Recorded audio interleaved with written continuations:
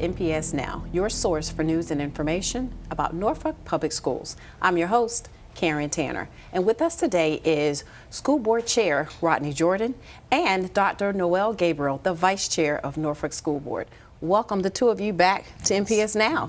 Thanks for having us. We're glad to have you on the show. We're great to have school board members on to share great information, and you both have new roles here on the school board. Tell me, Mr. Jordan, what has been your biggest challenge so far with your new responsibilities? Well, part of it is just really learning the job. Went to training early on. It's a continuing process. And then one of the things that we always get taught, both as a school board member and I think now as a chair, is how you balance the responsibility of a school board member with the rest of your life. And so being able to balance, because it does take more time. So other activities that I've been involved with, family activities, making sure you find that right balance between providing this service to the public, but also making sure that you don't lose sight of the rest of your life. So that is something that I continue to work on and hope to continue to get better at. Exactly. And what about you, Dr. Gabriel? The responsibilities for me have been pretty much the same. I'm here to support Mr. Jordan in any of the actions that he wants to make sure and lead the school board in the direction. If he is not going to be able to attend a meeting, then I would need to lead that meeting. So I've had to brush up on my Robert's Rules of Orders so that we can run efficient meetings. But again, my roles really haven't changed that much.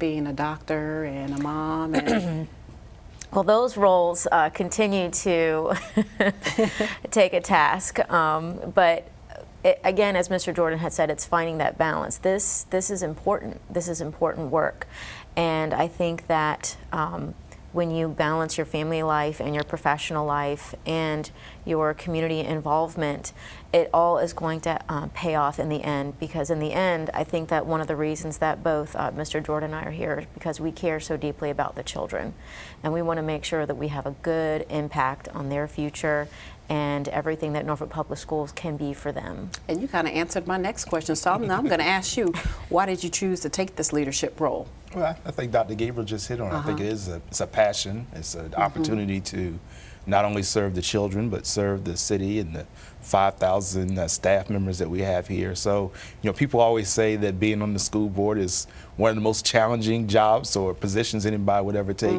They sometimes say it's the most thankless, but I find it, but it's rewarding. It really is. Being able to, help set policy, help set the direction for the district, work with the administration, all the great talent that we have here in Norfolk Public Schools to serve children. What more could a person want to do beyond that? Right. So what do you think, both of you, is the biggest challenge that Norfolk Public Schools is facing right now? Well, it's interesting, and I get asked that question. My tendency is to focus on the great strengths that we have here. I think we have a lot of talent, so to the extent that there is a challenge, it is to help work with the administration to let that talent do the great work that they do every day. Teachers are doing every day in the classroom, making sure that the central administration is providing that support, and as a board, that we are setting good policy and providing adequate resources for us to have the success that the community demands and the community is entitled to. Yeah. What are your thoughts? I agree 100% with that. We have challenges, but we like to turn our challenges into areas that we can focus our attention on to make them our strengths. And it's not, we all know that Norfolk Public Schools has special learners, from gifted to special education to students who don't have English as their first language. We also have a lot of students who come from backgrounds with very low incomes and lots of challenges, mixed families with sometimes parents carrying many jobs in order to provide for their family. And so we have the job of making sure that every day when the child comes to school, that we do everything that we can from the hours that they are in that classroom to give them the best quality education possible. And we are so blessed to have wonderful teachers, wonderful building leaders who try to work around all of the things that kids bring with them to provide them with that top-notch, A-plus type of education, and wraparound services with that as well, because we all know that teachers aren't just teachers. They're more than that. And that is something very special that Norfolk Public Schools has. So whatever our challenges are, we face them head on, and we just use them to try to overcome them and make them into our strengths. Let's talk about our successes, because we have a lot of them, I'm sure. Yeah.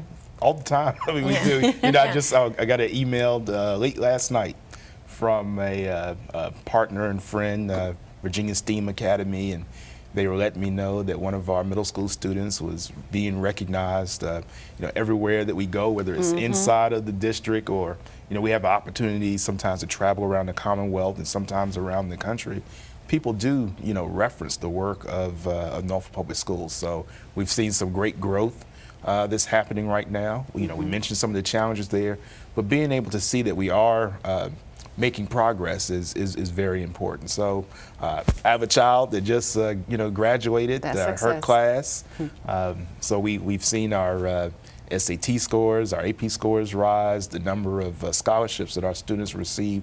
So sometimes in the midst of all the other things that are happening, you know, it's good for us to just take the time every now and then and recognize that we have children that are excelling every day. We have staff members who are receiving awards every day.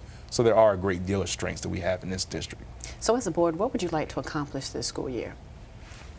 You want to go first? Well, I'll tell you. So part of what we've been working on is really rebuilding our team. You know, we have two new board members that have joined us, Ms. Bassine and Ms. Wagner. Yes. We recently just came back from some school board training, looking at really some of the basics around the key works of school boards, making sure that we are unified and united around that.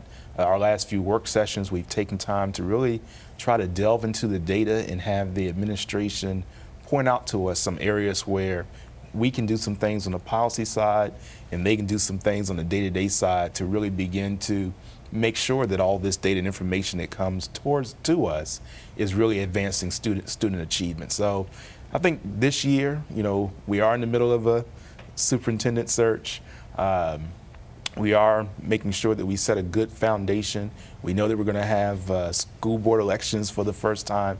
So I think for us, trying to establish and strengthen that solid foundation so that the work of the district stays true, even as we have these little changes in parts coming forward over the next several months. And you just mentioned training. What type of training do you all receive?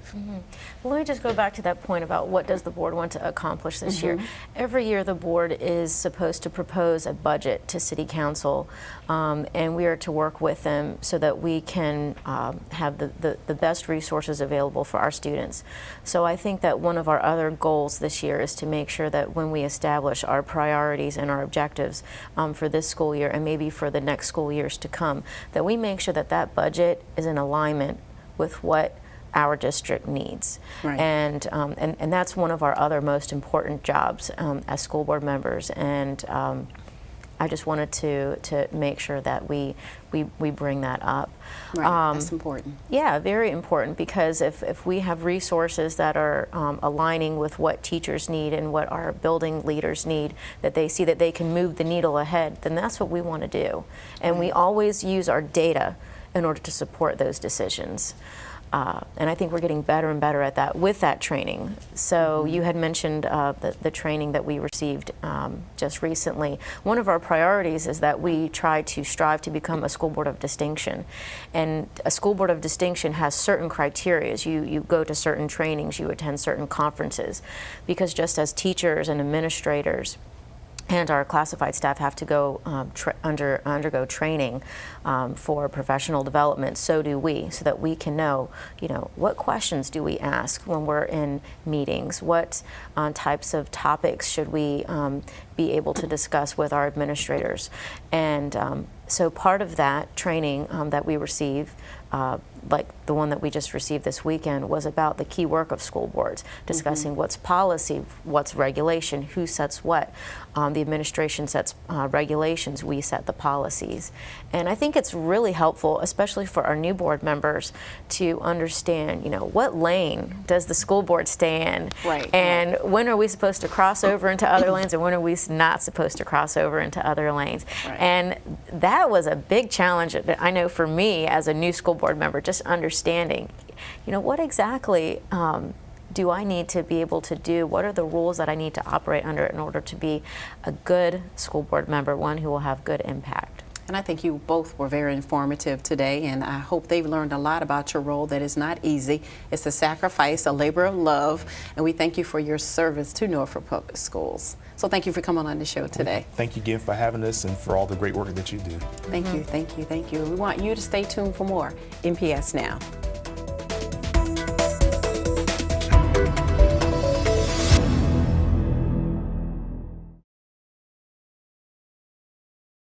Booker T. Washington High School held a special ceremony to honor one of their own. Former coach and educator, Cal Davidson. Coach Cal, as he was known, died earlier this year at the age of 77. The school system paid homage to him by renaming Booker T. Washington's field in his honor. Based on the fact that this was a community effort, I knew that it would take more than just me trying to get this done, so I reached out to members of the school board, members of our political leadership, and members of the community to ask them to support this effort in honoring this man and really setting the principle of giving honor where honor's due. With his family, friends, colleagues, and former players on hand, they all expressed what Coach Cal meant to them and the community. Cal was an incredible source of strength. He was not only a football coach, but he was a mentor, he was a leader, he was a disciplinarian, he was an advisor, he was a counselor, he was a teacher. And the lessons that we learned lessons about life, although we were playing a sport. We learned how to be accountable. We learned how to be prompt and on time for meetings. And, those were the things that has stuck with me the most. A all-state football player at Booker T, Davidson went back to his alma mater to coach football, track, girls basketball, and softball from the early 70s to the late 90s. He was also a school guidance counselor. The naming of this field will ensure that Cal Davidson will always be remembered. This just means that all my dad's work wasn't in vain. It wasn't for anything, for nothing, you know. He always envisioned having a field here. I know he never envisioned a field being named after him, but he always wanted football stadium here in the back of Booker T. He didn't get a chance to see that happen in terms of while he was coaching and teaching at Booker T, but he did come back, of course, afterwards. So as a school district, we pride ourselves on being the cornerstone of a proudly diverse community and recognizing individuals like Cal Davidson uplifts and upholds that whole vision and mission and what we're about at Norfolk Public Schools. He was an educator, he was a coach, he was just a proud individual who did well for our children, and we just hope that others will follow his model as we celebrate this field naming today. Welcome back to NPS Now. I'm Steve Sutmiller, Senior Coordinator of Athletics. Today we have two special guests in the studio to talk a little bit about middle school athletics. First, we have Randall Pearson from Lake Taylor Middle School. Welcome. Thank you. And then we have Chris Harris from Blair Middle School. Welcome. Thank you. Both of you guys are brand new to the school system, so congratulations and welcome to Norfolk Public Schools. Thank you. Randall, let's start with you. Tell us a little bit about your background. Well, I'm originally from Hampton, Virginia. I played for Hampton High School. I then went on to Virginia Union and played football for Virginia Union. Coach Taylor was the coach, and then in high school was legendary Mike Smith. Okay. I started teaching actually in Newport News, and then I actually came to Norfolk. I was in Norfolk for about 9 years, and then came out of education for a little while. Then I went to Hampton, and I actually was an assistant principal back at my high school. You know, that was great. And then last year I went to Sussex, you know, and now I'm back in Norfolk now, and been fortunate enough to be here. We're glad to have you back, and glad you're that athletic director at Lake Taylor Middle. All right, Chris, tell us a little bit about yourself. You're new to Norfolk. Yes, sir. Randall's been here before, so you're brand new. I was born and raised in Richmond, Virginia. Been there my whole life. I went to Douglas Freeman High School. I was a big wrestler, and then I went to VCU. They didn't have a wrestling team, so I played rugby. After college, I started getting into advertising, and then I switched careers, went into real estate, and then eventually I got into education. I've been teaching high school for the past 7 years. I've been involved in high school sports for the past 17 as a head wrestling coach. Okay. All right, very good. All right, like I said, you're both athletic directors at the middle school level. Our high school athletic directors are quote unquote full-time. That's their main responsibility to the school. Middle school athletics is a little different. You have another responsibility, your main responsibility, which is teaching first. And then the athletic director is a stipend position. So talk about some of the challenges. Well, first of all, tell us what you teach, and then talk a little bit about some of the challenges that you might face as a middle school athletic director along with teaching. Okay, well, I teach 8th grade history. I'm actually civics and economics. And I'm also the history department chair, too. Okay. So it can be a little challenging from time to time, but you have to separate the two. Mm-hmm. Of course, academics is first. It's like I stressed our athletes. They are student athletes first. But because of the fact that I am such a sports kind of guy, you know, and I tell people all the time, I only look at 2 stations, CNN and ESPN. So that kind of works real well for me, you know, with being CNN and then ESPN, the sports. So it can be a challenge, but with the support of the faculty and staff, it's been real smooth. All right. Chris, obviously you're brand new to the middle school world. You've been in the high school level. What kind of challenges have you seen so far, and what do you see down the road? I mean, the challenges, obviously, I'm new to Norfolk. I moved here in June. Just getting to know the protocol, you know, who to call in for help. I've had a tremendous support cast here with yourself and the other athletic directors. My principal is all about athletics, Dr. Makovic. I have a great administrative team, and you know, not really challenges, but just familiarizing myself with, you know, day-to-day operations. Right. So what kind of support have you received from the other athletic directors in the city at the middle school level, from your administration? You've already mentioned a little bit about Dr. Makovic and his love of sports, and then from the central administration side.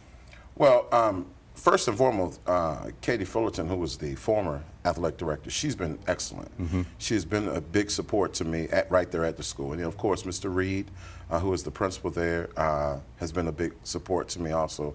And of course, yourself, Mr. Sutmiller, you're always, whenever I need to call you, I can call you, and you always pick up the phone, so that's great. I'm going to keep doing that. All right.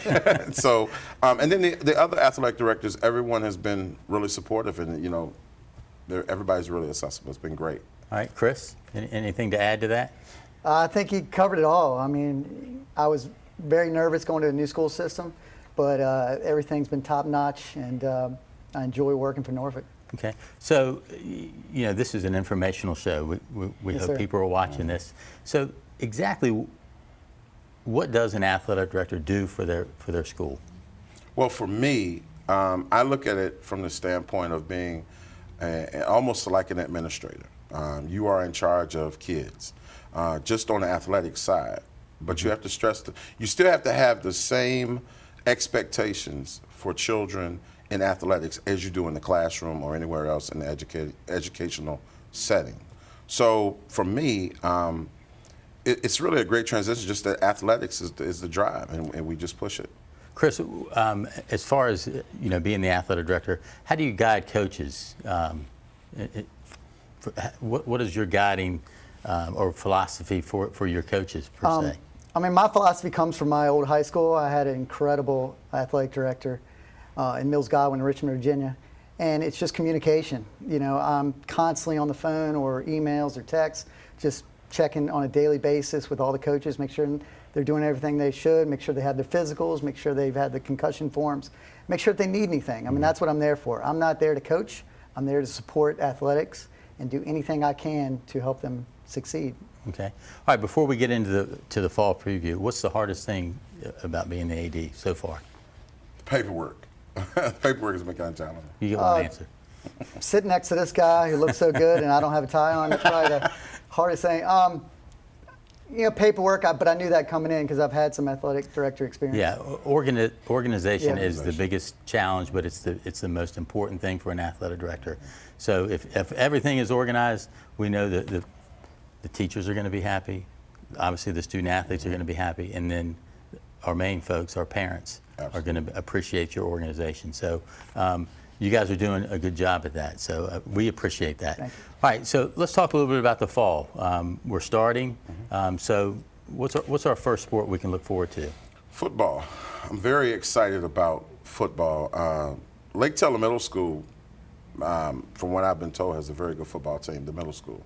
And the beauty part is because those kids feed into the high school. And of course, the high school, you know, they're Right. just a cut above right now. So, and there are some great athletes over at Lake Taylor Middle School. So on the horizon for Lake Taylor High School, it just looks great. Okay, Chris? You know, he mentioned football. I like to mention other sports. Volleyball and tennis, we've always been perennial powers. I think we've lost a lot to the high schools, so we're going to be young, but we have great coaches in both of those sports. You know, I think they're going to do great this year. And then the last sport is softball, which is in our second year.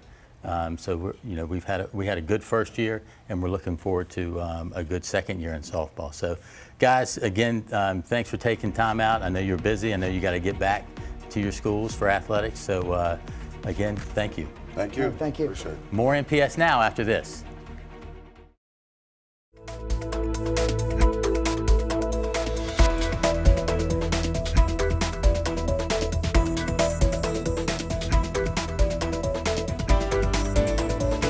Welcome back to NPS Now. October is Disability Awareness Month. And so with me today is Jennifer Troy, who is a Transition Post-Grad Services, and one of her interns, Cameron Pickens. Welcome to NPS Now. Thank you. We're excited to be here. Great. I'm glad to have you on the show. I've had a little conversation beforehand, so we're great to have you on the show today. And we've had several guests in the past, Jennifer, to come on the show to talk about the Transition Post-Grad Services program that we have here. But tell me, what do you specifically do for our special needs interns or students? We do a variety of things. So the post-grad transition team, we all teach different classes throughout the week. We try to set it up kind of like college. So the students come to an employment class, they come to independent living skills, self-advocacy. We teach them travel training so they can learn to navigate the community on their own. We form partnerships with different businesses throughout the community, and then we place interns in those businesses, and with hopes of in the future they will get hired for a paid employment position. Wow, we were kind of talking about that earlier, Cameron. So you are currently working. So where are you working and what are you doing? I work at a Princess Anne thrift store and I fold and hang clothes. You like what you do? Mm-hmm. That's one of my favorite stores. Miss Selena works there. Yeah, I know she's awesome to work with. Mm-hmm. She's perfect for me to work with. Great. So what other jobs have you worked at in addition to Princess Anne Thrift? I have also worked at Walgreens stocking shelves at and I've also worked at Willard Elementary School cleaning up everything there. And I also was a counselor at Camp Redford at the YMCA. Wow. So what skills do you think you got from those jobs? Mostly what I've learned is about helping people. Jennifer, why do you think it's important to have Cameron and our other students be involved in the community? I think it's really important to have them involved in the community, for them to feel as though they're part of the community, active citizens. We talk a lot about citizenship and things that they can do within the community to make themselves better and to make the community better. They're great workers, they are hardworking, they're reliable, and most of all, most of them enjoy what they do, and they're excited to be at work. What do you think are some of the obstacles they may face? I think opportunity. A lot of them don't get the chance to have jobs or work somewhere that they might want to work because they're labeled, and so I think it would be opportunity would be an obstacle for them. And Cameron, what do you think is one of your greatest challenges, why you strive to work in the workplace and working? Learning skills and finding the right opportunities for me. So what are some of the things you think you like to do the most? Help people. Help people? And so, Jennifer, this program is helping them to learn how to help people and help themselves. Yep, it's helping them learn how to self-advocate for themselves and learn different employment skills that are best suited for them. So helping them find those skills, you know, we use the internet, we take them out. They will switch around jobs quarterly to try out new jobs and see one they may have liked better, one they might not have liked so much. Since you just said that, Cameron, what is one of the jobs you like the most? The YMCA Camp Welfare and Counselor in Training. Wow. What did you do there? I help the kids You helped the kids. Great. to make sure they never did bad things. That's good. That's good. And so, Jennifer, this month, what are some of the activities in addition to this are going to be going on? We have activities going on within the schools, and then we have community ones. Within the schools, we're trying to kick it off by doing a different activity each week. They're going to be selling ribbons, selling t-shirts, door decorating contests, and then the biggest one we're doing is a spirit night at Why Not Pizza. And the best part about that is it's on October 27th, and they're going to let us all day, all the proceeds will go back to our students and the Seeds for Success Hamilton Fund. And they're going to let our students work the spirit night. So they'll get paired up with other workers within the restaurant and be able to show off their skills and that they are capable of working in that kind of atmosphere. And then as far as the community events, we have a lot going on. Project Search, we have a lot of interns at Project Search, which is in the hospital, and that's a great program. They have about 80 to 100% employment rate, paid employment, after they're done with the program. But they are doing mock interviews for their middle school age students. They're doing an open house. Then we have Big Feet Meet, October 15th. Yes. So that is Special Olympics. The students will compete in playing games against each other. And then Stockley Gardens Art Festival. The students from Norview High School are going to be selling the jewelry that they make. They make jewelry bracelets out of paper, recycled paper. So that's a really good opportunity for that.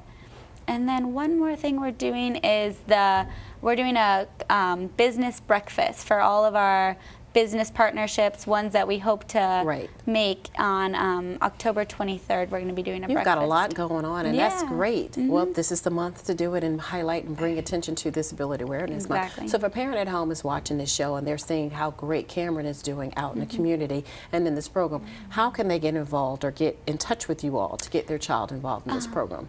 They would want to contact the Department of Aging and Rehabilitative Services, and then from there they'd be directed as to who to contact and the best services for their student or child. Great. Well, thank you both for coming on the show, Cameron and Jennifer. Thank you. Great for highlighting this information about Disability Awareness Month. Great to have you. And we want to thank you for watching NPS Now. It airs weekly on WNPS Channel 47, or you can view us online at www.npsk12.com. If you have any great story ideas or information you'd like to share, email us at nps_news@npsk12.com. Again, thank you for watching NPS Now.